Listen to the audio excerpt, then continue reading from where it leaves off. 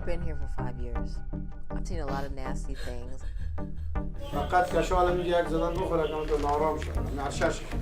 Do the Afghan laws not mean anything? Or you just do whatever? You can't just make up laws. We have to recognize Afghanistan will not be a perfect place. I'm not supposed to do this. I'm just pushing my way through because I'm tired of fucking waiting. So the court is relying on the forged signature and the illegal documents for their decision? Is that what he's saying? Every system is corrupt. But yeah, there's certain levels. This is at extreme. Really, asshole, you have to honk? Jackass. I'm not gonna talk right now because I want to listen to my music, please. Excuse my charisma, vodka with a spritzer, swagger down pat, call my shit Patricia. I came here for the money, and I'm not ashamed to admit that, and it just became something else. So misunderstood, but what's the world without enigma? Two bitches at the same time, synchronized swimmers. Got the girl twisted cause she open when you twist her. Never met the bitch, but I fuck her like I missed her.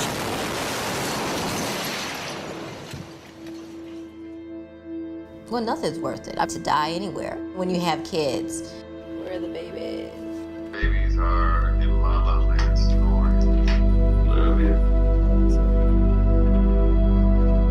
Say cheese. And with the US troop pullout almost complete, government officials fear that the worst is yet to come. I can't let this stuff affect me because I'm gonna keep doing this. Let's go do our superhero thing. So who would you be? Spider-Man. Not the new one, the Tobey Maguire. I think I would want to be Wonder Woman.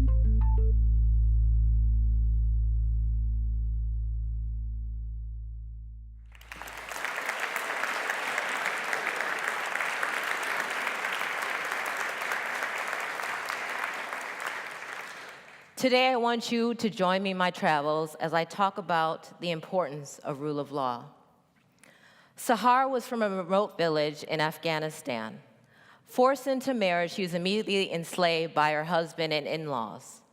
When she went to live with him, they wanted her to prostitute. Because she refused, they tortured her. They beat her. They burned her body. They tied her up in the basement for months on end, starving her. At one point, Sahar managed to escape to a neighbor's house, but instead of protecting her, the neighbor dragged her back to her husband's house, and she was tortured even worse. Now, eventually, Sahar's uncle found her within an inch of her life and rescued her. But she was so weak that she couldn't eat or walk for months on her own. Now, initially, her in-laws were arrested for what they had done to her, but once the media frenzy died down, they were quietly released. The judges and the prosecutors did an abysmal job of protecting Sahar against her 34-year-old husband. She was 12. In 2008, I went to Afghanistan for a justice-funded program that was funded by the US Department of State to implement rule of law. It was a very outside-in approach to making the legal system in Afghanistan better. Within that first year, I traveled the country. I met hundreds of people that were locked up throughout the country, and I heard their stories. And I heard how the laws and rule of law was being ignored with impunity. And so in 2009, I decided to quit this job, and I opened my own private practice. And I became the first foreigner to litigate in Afghanistan. Now, once I decided to start representing people and to enter the lion's den of legal practice in Afghanistan, I knew that I needed to look and use the laws in a very different way. I also knew that it was very important for me as a litigator to update, fine-tune, and reshuffle my playlist and how I dealt with litigation as a practice. And so I developed a way of practicing law that I call Motley's Law. And what Motley's Law means to me is it's the immersive practice of law that uses techniques which takes into consideration human behavior, but also analyzes cultural, environmental, and regional factors. I also knew that when I started representing people that I talked to businesses, and initially when I was talking to businesses as well as foreigners that were locked up, I heard their stories about how also with businesses, the laws were being ignored for them as well. And so this put me on a quest for justness. And what justness means to me is using the laws for their intended purpose. The role of laws is to protect, and that is what justness is about. Now, in my travels, I travel all around the world talking to people, looking at cases, going to court, and I found that the lack of justness is not just a problem in Afghanistan, but it's a global problem. And as a result of that, I decided to start representing people like Sahar too. And now my legal practice is such to where I represent people all around the world on almost every continent. Now, what I practice and how I practice, it's about using a country's own existing laws and fighting the system from the inside out. My goal is to put the laws back into the hands of its citizens where they belong. And that, in its rawest sense, is what justness is about. So let's get back to Sahar. Now, after meeting with Sahar, we talked about her different legal options. And she didn't know exactly what her rights were, but she knew that her government had failed her in some way. So what we decided to do is to take this case to the Supreme Court. And this was particularly significant because this is the first time that a victim of domestic violence in Afghanistan was taking a case to court. A law that's been used on the books for years and years that had never been used until Sahar's case. In addition to this, we also decided to sue the in-laws, her brother, and her husband for civil compensatory damages. Again, using a law that had never been used, we used with Sahar's case. And so there we were in the Supreme Court. Sahar, a young woman who, when I met her, was too afraid and too shy to speak above a whisper, and me as an American lawyer, we told the court in front of 9 Supreme Court justices that we wanted justness, and it was beautiful to watch. At the end of it all, the courts agreed with us, and they agreed that the in-laws, the husband, and her brother should be arrested for what they had done to her. They also agreed that Sahar had a right to civil compensatory damages. And in a country like Afghanistan, where over 85% of the women are victims of domestic violence, this was a huge legal victory. According to the UN General Assembly last year, they reported that over 1 in 3 women on the planet right now is or has been a victim of violence. And by protecting Sahar, we're protecting ourselves. Now let's go to London. According to the National Studies on Missing Children, they estimate that there are about 800,000 children missing. Children are often taken for the purposes of organ harvesting, for slave labor and child used as armed soldiers. In London, Nikki had 3 boys, ages 2 months, 3, and 5 years old. Unfortunately, Nikki's boys were kidnapped from her. And when Nikki went to the London police, they couldn't do anything because they said it was out of their jurisdiction. Nikki then went to a UK barrister, and there was only so much that they could do because they said it was also out of their jurisdiction, because there was reason to believe that the boys had been kidnapped out of the country. So Nikki reached out to me. Sometimes what I try to do is I try to create systems of laws. And so this was a very nuanced case for me, and we had reason to believe that the kids were in Afghanistan. And this is important to note because Afghanistan is not a signatory to the International Convention on Child Abduction. So what that means is that Afghanistan has no legal obligation to get involved in such cases. So I decided to go into the UK courts and get guardianship of the kids, and they granted that to me. I then took that document and I went to the Afghan courts, and I asked the courts to also grant me guardianship of the boys, just in case they might be in Afghanistan. And the courts granted me that guardianship. Now I'm making this up as I go along. I then used those 2 documents, the UK court order and the Afghan court order, and I went to the International British Police and I went to the Afghan police, and I said, you all have an obligation now to help me in finding these boys, and they did. And we scoured the countries for months on end, and thankfully we found the boys. And this case represents where international child abductions precedent is very scarce. This case is another example of how justness prevailed. And I had the pleasure of taking the boys back to Nikki, back into the UK. Now, with my jobs, there's a certain level of risk, personally as well as professionally. But I recognize that the world is closing in on us, and where once individual problems are now problems for all of us. And I find that what started in Afghanistan can help other countries, other cases, and other people. Back in the day, there was this theory of 6 degrees of separation. And basically, that means that we're all separated by between 6 people. Well, according to scientists at Facebook, they have now determined that we are 3.57 degrees of separation from one another. And so what that means is that our large global dysfunctional family is more connected now than we've ever been. And an Afghan problem is not just an Afghan problem anymore. It is a problem for all of us, and we need to handle it. Now let's go to Malaysia.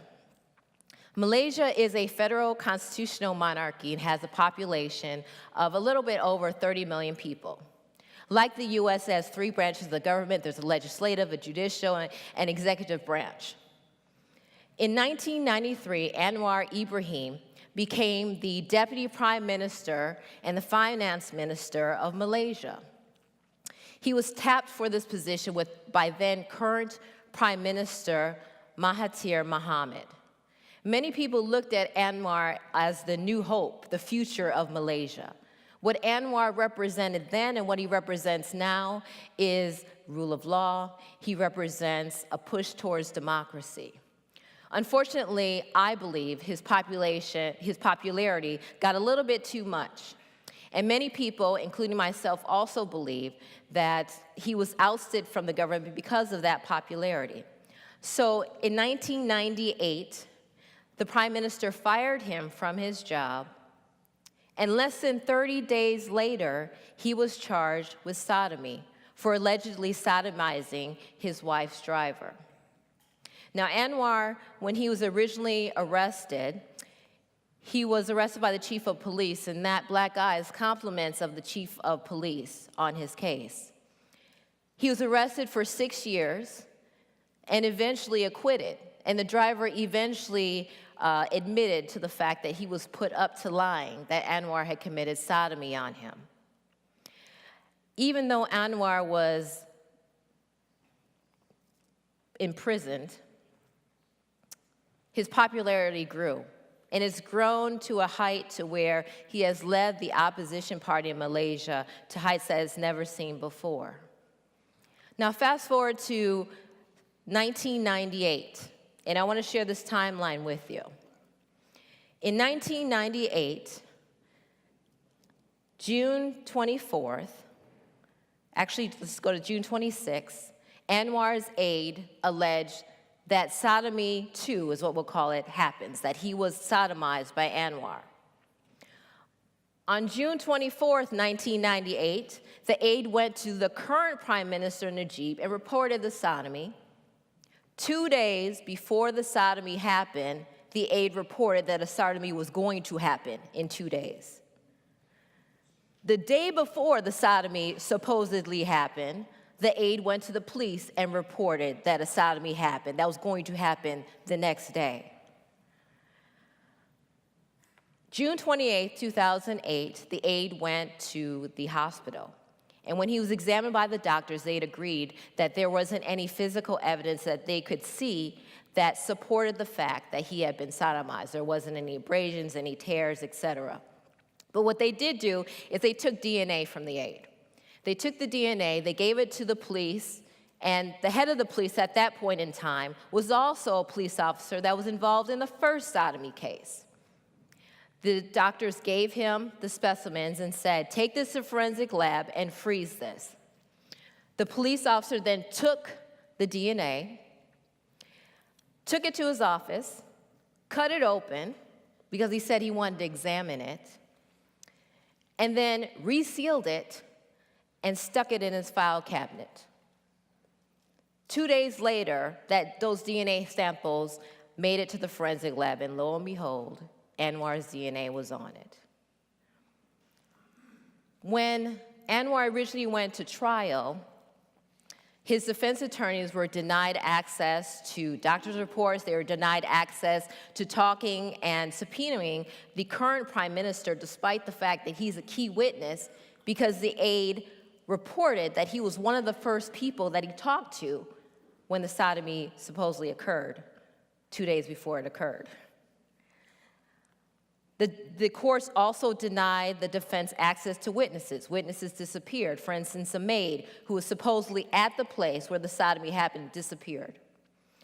And so when they went to court, the court acquitted him, but quickly put it on the calendar for an appellate court hearing, and then changed the date of the appellate court hearing closer 2 months before the next election, and then he was convicted of sodomy too, and given 5 years in prison.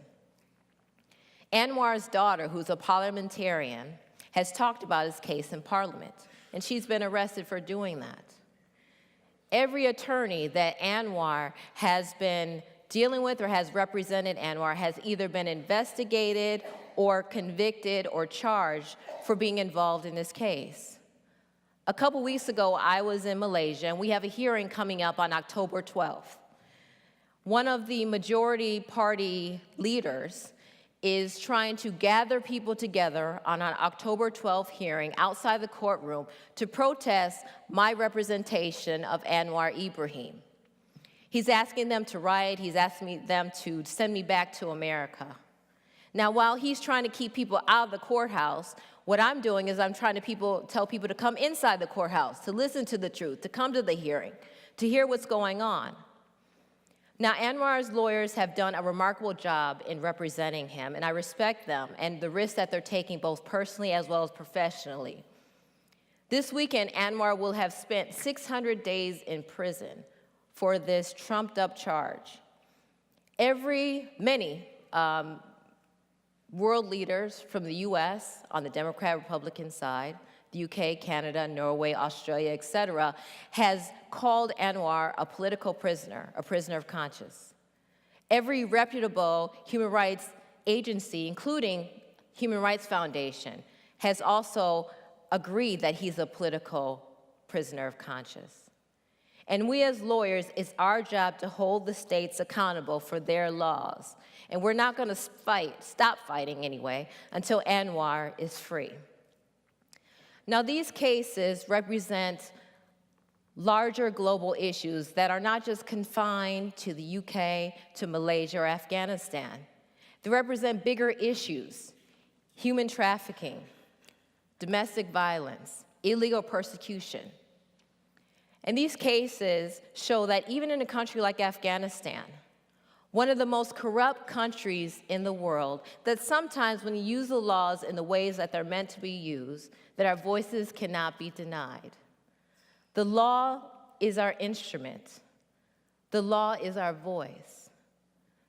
Rule of law matters, but rule of law only matters if there is a role of laws. And it's my job as a lawyer to not only use the laws, know the laws, but make you feel the laws, so by the time that you come to court, you have something to dance to. I need your help. We need your help. If we work collectively, we can help to create a sustainable legal system where we build up rule of law. And by doing this, we not only help Sahar, Nikki, Anwar, but we also help ourselves in building a community where justice is the rule and not the exception. Thank you.